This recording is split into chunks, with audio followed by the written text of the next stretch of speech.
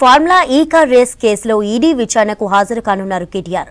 ఉదయం 10:30కు Hyderabad బషీర్బాగ్లోని ED zonal ఆఫీస్కు వెళ్లనున్నారు. కేటీఆర్ను ప్రశ్నించేందుకు ప్రత్యేక బృందాన్ని ఏర్పాటు చేసింది ఈడీ.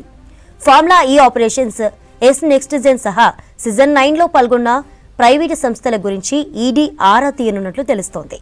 ఫార్ములా ఈ కార్ రేస్ ప్రపోజల్స్ దగ్గర నుంచి విదేశీ సంస్థలకు చేరిన హెచ్ఎండిఏ నిధులపైనే కేటీఆర్ను ప్రశ్నించనున్నట్లు తెలుస్తోంది. ఇక అటు నందినగర్ కేటీఆర్ నివాసం నుంచి మరిన్ని వివరాలు శ్రీనివాస్ అందిస్తారు. శ్రీనివాస్, అప్డేట్స్ ఏంటి? నేను ప్రస్తుతం ఇది బంజారాహిల్స్ నందినగర్ కేటీఆర్ ఇల్లు. ఇది కాసేపట్లో కేటీఆర్ ఇక్కడికి రాబోతున్నారు. ఆయన రాయదుర్గం విల్లాలో ఉంటారు. అక్కడ నుంచి ఇక్కడికి వస్తారు. ఇక్కడికి వచ్చి ఇక్కడ పార్టీకి సంబంధించినటువంటి నాయకులను, ఎమ్మెల్యేలను, మాజీ మంత్రులను వీళ్ళందరితోటి సమావేశమై ఈ నందినగర్ ఇంటి నుంచి 10 గంటలకు బయలుదేరుతారు. 10:30కు ఈడీ ఆఫీస్కి వెళ్తారు. బషీర్బాగ్లో ఉంది కదా ఈడీ ఆఫీస్, అక్కడికి వెళ్తారు. అంటే ఈ నుంచి 10 గంటలకు బయలుదేరితే అర్ధ గంటలో బషీర్బాగ్లో ఉన్నటువంటి ఈడీ ఆఫీస్కు చేరుకుంటారు. ఇది ఈరోజు ఆయన షెడ్యూల్. ఇక ఈడీ విచారణపై బీఆర్ఎస్ క్యాడర్ అంతా కూడా ఉత్కంఠతో ఎదురు చూస్తుంది. ఇప్పటికే 9వ తారీఖున ఏసీబీ విచారణను కేటీఆర్ ఎదుర్కొన్నారు. చాలా ప్రశ్నలు వేశారు ఆయనకు. కేటీఆరే చెప్పాడు, నాకు 82 ప్రశ్నలు అడిగారు, అడిగిన ప్రశ్నలు అడిగారు అని చెప్పారు. సో ఇప్పుడు ఈడీ ప్రశ్నలు ఎలా ఉండబోతున్నాయి, ఏం అడగబోతుంది అనేటువంటి దాని మీద కూడా కొంత ఆసక్తి నెలకొన్నది. సో రాష్ట్ర వ్యాప్తంగా ఉన్నటువంటి బీఆర్ఎస్ క్యాడర్ అయితే ఎదురు చూస్తుంది. సో ఈడీ ఎలాంటి ప్రశ్నలు వేయబోతుంది కేటీఆర్ అన్నటువంటి విషయాల మీద. సో అరెస్ట్ అయితే ఉండకపోవచ్చు అని అంటున్నారు. ఎందుకంటే ఎప్పుడైనా ఎన్ఫోర్స్మెంట్ డైరెక్టరేట్ 1-2 సార్లు మొత్తం కూడా విచారణ చేసిన తర్వాత, పలు ప్రశ్నలు సంధించిన తర్వాత, అడిగిన తర్వాతనే ఒక యాక్షన్ ఉంటుంది అనేది మనం గత కేసులలో చూసాం. కాబట్టి ఈరోజు ఈడీ విచారణకు హాజరైన తర్వాత ఈ 46 కోట్ల రూపాయలను, అంటే ఫార్ములా ఈ ఆపరేషన్స్ లిమిటెడ్ అంటే ఎఫ్ఈఓకు ఈ 46 కోట్ల రూపాయలు ఎందుకు పంపించారన్నటువంటి విషయాల మీద ఆరా తీసేటువంటి అవకాశం ఉంది. ఇప్పటికే కేటీఆర్ చెప్తూ వస్తున్నారు, నేను ఎక్కడ అవినీతికి పాల్పడలేదు. సో హైదరాబాద్ బ్రాండ్ ఇమేజ్ని పెంచేందుకే ఆ అమౌంట్ను నేను 46 కోట్ల రూపాయలను ఆ కంపెనీకి, ప్రైవేట్ కంపెనీకి డిపాజిట్ చేయడం జరిగిందని చెప్పారు. సో కాబట్టి ఇప్పుడు ఎందుకు ఈ అమౌంట్ను పంపించాల్సి వచ్చింది అనేటువంటి విషయాల మీద ఈడీ ఆరా తీసేటువంటి అవకాశం ఉంది. విదేశీ మారక ద్రవ్య నిర్వహణ చట్టం 1999, దీన్నే ఫెమా అంటారు.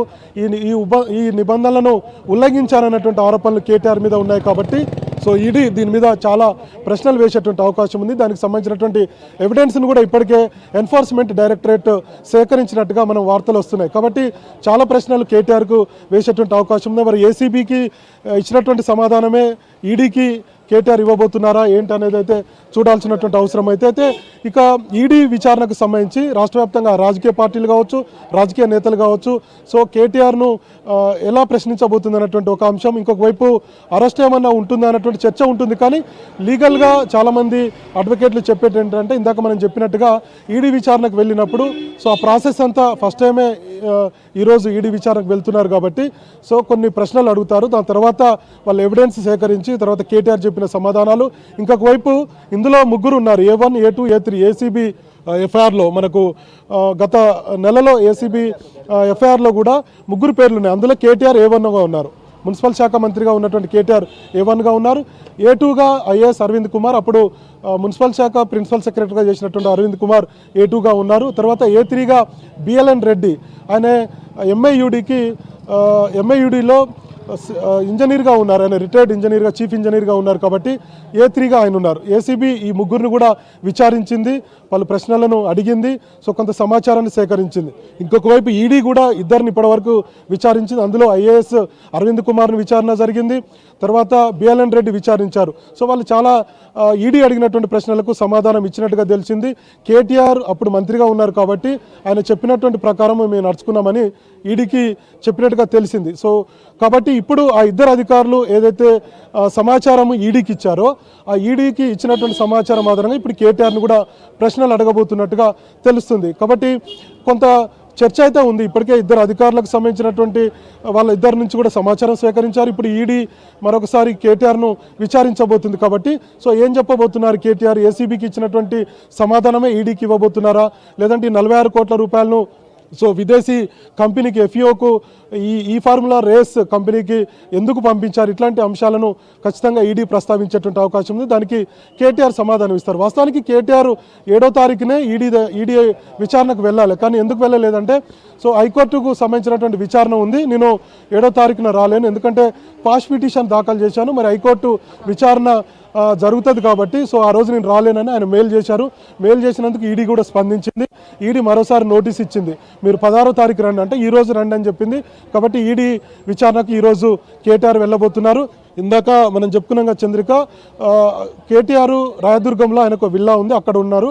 అక్కడ నుంచి కాసేపట్లో నందినగర్కు బయలుదేరుతారు. ఇది బంజారాహిల్స్ నందినగర్, ఇది కేసీఆర్ ఇల్లు. ఇప్పుడు ప్రస్తుతం కేటీఆర్ ఉంటున్నారు, కేసీఆర్ ఫామ్ హౌస్లో ఉంటున్నారు కాబట్టి కేటీఆర్ ఇక్కడ ఉంటున్నారు. ఇక్కడికి వచ్చిన తర్వాత ఇక్కడ బీఆర్ఎస్ నాయకులు, తర్వాత మాజీ మంత్రులు, ఎమ్మెల్యేలు వీళ్ళందరితో కూడా సమావేశం అవుతారు. తర్వాత లీగల్ టీంతో కూడా బీఆర్ఎస్కి లీగల్ టీం ఉంది, ఆ లీగల్ టీంతో కూడా సమావేశమై వాళ్ళ నుంచి సలహాలు సూచనలు తీసుకొని ఈడీ ఏం అడిగే అవకాశం ఉంటుంది, మనం ఏం చెప్పాలి, తర్వాత ఏసీబీ కూడా గతంలో ఏం అడిగింది, సో మనం ఇప్పుడు ఈడీకి ఎట్లాంటి సమాధానాలు ఇవ్వాలి, ఇట్లాంటి అన్ని అంశాల మీద చర్చించుకొని ఇక్కడ నుంచి కేటీఆర్ బయలుదేరేటువంటి అవకాశం ఉంది. కేటీఆర్ ఇప్పటికే ట్వీట్ చేశారు ఒకటి కొద్దిసేపటి క్రితం, నేను ఏ తప్పు చేయలేదు, ఎక్కడ అవినీతికి పాల్పడలేదు అన్నటువంటి విషయాన్ని కూడా కేటీఆర్ ప్రస్తావించారు. సో ఇవన్నీ కూడా కేడర్కు చేరాలి, కేటీఆర్ తప్పు చేయలేదు అన్నటువంటి విషయాన్ని చెప్పుకుంటూ వస్తున్నారు. సో ఇంకొక వైపు హైకోర్టులో ఆయనకు క్వాష్ పిటిషన్ కొట్టేసారు. తర్వాత నిన్న సుప్రీంకోర్టులో కూడా విచారణ జరిగింది, మనం చూసాం. ఆయన పెట్టుకున్నటువంటి పిటిషన్ కూడా డిస్మిస్ చేసింది. మీరు విచారణ ఎదుర్కోండి, వాస్తవాలు ఏమైనా ఉంటే మీరు చెప్పుకోండి ఈడీకి కానీ ఏసీబీకి కానీ అని చెప్పారు. సో మొత్తానికి కేటీఆర్కి అయితే ఉచ్చు బిగిస్తున్నట్టుగా సిచ్యువేషన్ అయితే కనపడుతుంది. ఒకవైపు బీఆర్ఎస్ లీగల్ టీం అయితే ఆయనకేం కాదు, సో ఆయన అవినీతికి పాల్పడలేదని వాళ్ళ న్యాయవాదులు చెప్తున్నారు. ఇంకొక వైపు కేటీఆర్ కూడా నేను ఎక్కడ తప్పు చేయలేదని చెప్తున్నారు. కానీ న్యాయస్థానాల ఆదేశాలు, తర్వాత ఏసీబీ దూకుడు ఇవన్నీ చూస్తే కేటీఆర్ అరెస్ట్ అవుతారేమన్నటువంటి ఒక చర్చ అయితే మొత్తం రాష్ట్ర వ్యాప్తంగా రాజకీయ వర్గాల్లోనూ, కొంత రాజకీయాల మీద ఏ అవగాహన ఉన్నటువంటి గ్రామీణ ప్రాంతాలు వీళ్ళందరూ కూడా కేటీఆర్ అరెస్ట్ అవుతారు అన్నటువంటి కొంత చర్చ అయితే జరుగుతుంది. మరి చూడాలి, ఈడీ ఈరోజు ప్రశ్నించబోతుంది, ఈడీ ప్రశ్నలు ఎలా ఉంటాయి, ఏ అంశాలు ప్రస్తావించబోతున్నారు అనేది ఒకవైపు చర్చ ఉంది. ఇంకొక వైపు ఈ నెల 9వ తారీఖునే ఏసీబీ విచారించింది. సో చాలా ప్రశ్నలు ఆయన నుంచి తీసుకుంది కాబట్టి ఏసీబీ మరొకసారి నోటీస్ ఇవ్వబోతున్నట్టుగా చర్చ జరుగుతుంది. సో మొత్తానికి కేటీఆర్ ఎపిసోడ్ కొంత ఆసక్తి రేకిస్తుంది. సో ఇంకొక వైపు బీఆర్ఎస్ శ్రేణుల్లో ఉత్కంఠ కలిగిస్తే రాజకీయ పార్టీలో కావచ్చు, రాజకీయాల నేతల్లో కావచ్చు, లేదంటే గ్రామాలలో ఉన్నటువంటి పబ్లిక్ కావచ్చు, వీళ్ళందరూ కూడా కేటీఆర్ని ఎట్లా విచారించబోతున్నారు, ఏం చేయబోతున్నారు, కేటీఆర్ రాజకీయ భవిష్యత్తు ఎట్లా ఉంటుంది, తర్వాత బీఆర్ఎస్ను ఎవరు లీడ్ చేయబోతున్నారు, ఇట్లాంటి చాలా ప్రశ్నలు వస్తున్నాయి. సో మొత్తానికైతే మరి కాసేపట్లో కేటీఆర్ నందినగర్ నివాసానికి రాబోతున్నారు. ఇక్కడ నుంచి బషీర్బాగ్కు బయలుదేరుతారు. మొత్తం 10 గంటలకు కేటీఆర్ ఇక్కడ నుంచి స్టార్ట్ అయ్యి 10:30 గంటలకెల్లా బషీర్బాగ్ ఈడీ ఆఫీస్కు చేరుకుంటారు. మరి ఈడీ ఎంతసేపు విచారిస్తుంది ఏందనేది మనం నెక్స్ట్ బులెటిన్లో చూద్దాం. ఇది ప్రస్తుతం కేటీఆర్ ఇంటి దగ్గర నందినగర్లో ఉన్నటువంటి తాజా అప్డేట్స్.